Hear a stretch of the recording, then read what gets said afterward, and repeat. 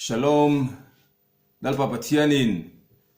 lim takle lom takin adu zong ti in le harong bol turin min duwa lim taka athupek te kan hlena kha pathian rong bol na famkim pathian du zong ti na famkim ani anga pathian thupek mitzwa kan hlen lain thinlunga limna le lom na kan nei anga phuri ta kan ngai lawanga shioma kan ngai lawanga zang khai takin lim takin num taka pathian du zong kan ti le arong kan bol kha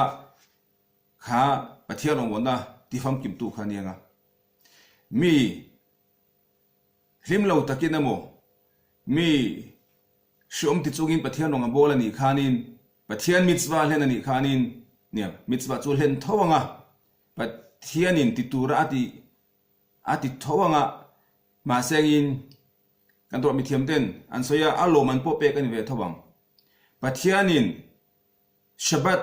ni thiang lim iser tura ne ti kha mi na ser khan engtin pon ser sengin aser awang khan lo man pe kin om ve thawang an tia ma se mi in lim tak le lom takin shabat kha serani chuan nuam takin shabat kha ati thiang hlima serani chuanin alom an adon tura kha chu nia pakha zo ne kha chu kha khin thei ni lowanga alet engamo za tin sang ne chung chu nga ma se chu mai la ni lowa kha pathian du zong ati na le arong bol na khan tharau khovel tan chau ni loin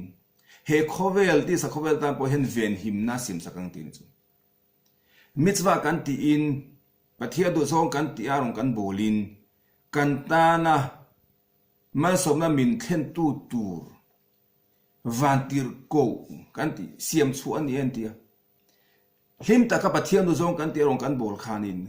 min veng him tu tur vantir ko kan siam chok te don tani chu na semin hlim na le lom na po nei lo pathian ni na ti tur min tu ka wanga ti veringot mai thin rim chu na mo mut fu lo lu tuk chunga ti tur ani awanga ti ringot mai kha chu nia pathian tu pek chu len tak me mai ma sengin aloman po donga van khovela thau khovela heti sa khovela kha thil ti awanga veng him tu tur kha chu khami khan om ve don lo khami kha chu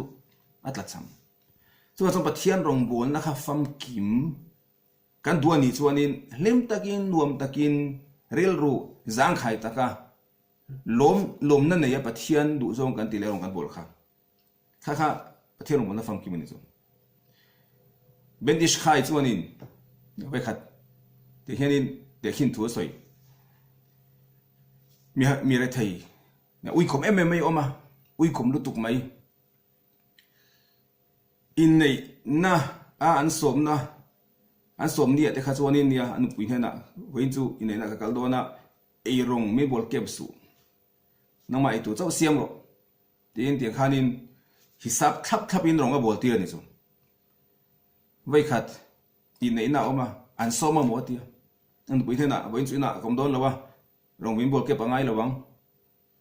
tin pui hen na sila in nei na kala ni chu khamit la ya khanin in nei na wa thlenga mong du le mo pa te chen rual len tiang khanin ma sagin in nei na wa kal khanin mu nei tu te khanin e kapu kan som ve re re lai nem chen lo ti ni chu midang zong zogin do kan ki le an thua ro en the lain ani khat ei na tur nei lo kan som ve lo chen tia za thak do ni chu mol phu thak kang ta chuanin som tak mai in rilu nu em mi na hong ta in an pui hena cho ka lei lo se tu na enge rong ka bol do ngat lai to si ei tu siam to po kan nei lo se kha pa khanin cho lei lo ni chu khatia nu pui den an in biak lai ti lai khanin mo nei tu ten mi palai ron tira kapu kan thil ti sual ni kha ngai tam kan lo di le khong ai takin lo ki le ro ei tu ro amolom in nei na khan an shoi ki le ta khan cho hui ki na ma sangin ben ish khai chonin kha pa khan ei tu to nge mati na zo mi dang ho ang khan cho hui kha ki le ve ngem tui te takida vo ei ve ngem ma sang ai lo khatiang shep do nuwa kha chonin tu nge choi tui na nei tong ina ei tu nei lo wangin nia ma thai lo ina ei chu nga yanga ma sangin alu to lo ni so atui to lo เบดิชใครชวนินเด็กที่นั่นเปรกาชวนปัทยันรองโบนปกค่ะข้าป้าอังเล็กขันกันโบลนิชวนข้ามีอุยกุมป้ามีเรทัยป้าอินในน่าก็ละอันซ้อมมันเตี้ยซ้อมเละสีโลอาหงเต่าลุงนูรุตุกไม่อินสักเละมอลพูตะกินอาศัยอันเก่าเขียนเลยใจตุรันเปียใจตุรันเลยตุยติโลตักไม่อินอาจุละฟังไอปัจจัยรองโบลนะข้าลิมเละล้มตะกันติโลวันนี้ชวนข้าป้าอังเล็กกันเดียดินซูเดี๋ยวก็ไม่ใช่เดี๋ยวนี้ที่มันนี่เอ็นเฟียตุรองที่มันนี่เองก็โมดิกโลว่าเนี่ยปัจจัยรองโบลนะข้าจ้างชนหาซาลมมาเสียกินหนักกันเลยปัจจัยรองโบลนะลิมตักเละล้มตะกันเฮเลนเทตุระข้าอาคงก็บอกกันส่วนไงที่มันนี่อินทิพูนั่นแหละถ้าทนนับกันไหนไงที่มาชวนนี่ข้าข้าได้เรื่องการเที่ยวเจริญจุปัจจัยดูซองที่นั่นแหละรองโบลนะครับพูดตักเละถ้าเท่าตักกินกันตีชวนปัจจัยข้าไล่อะเองอินเดียนะสรุยกิลนะสวมกันนี่เวงไงข้ามีสิ่งกันเตลเวลิมตักเละนุ่งกันเองข้ากันมันขัดเองข้ากันเดียงอ่ะอันนี้เราชวนนี่กันดินมุขันหวยหงเงินจูมาชวนนี่มิตรสวาเร่งเร่งลิมตักเละล้มตะกะดวมติตะกันเห็นกันตุมังอ่ะข้ามีมังคันปัจจัยมันสมนักกันหัวงาให้ข้อเวลาจูมินเวงหิมตูกันตานะเสียนั่นละก็ตามินเวงหิมะมินฉันชวกตู้ตัวกันเสียมโดนตีค่ะแล้วดังนั้นถึงสิ่งสักินประเทศนี้กันสบายมันมีสมเท่าโรเซนี่มันรวมเท่าอุเล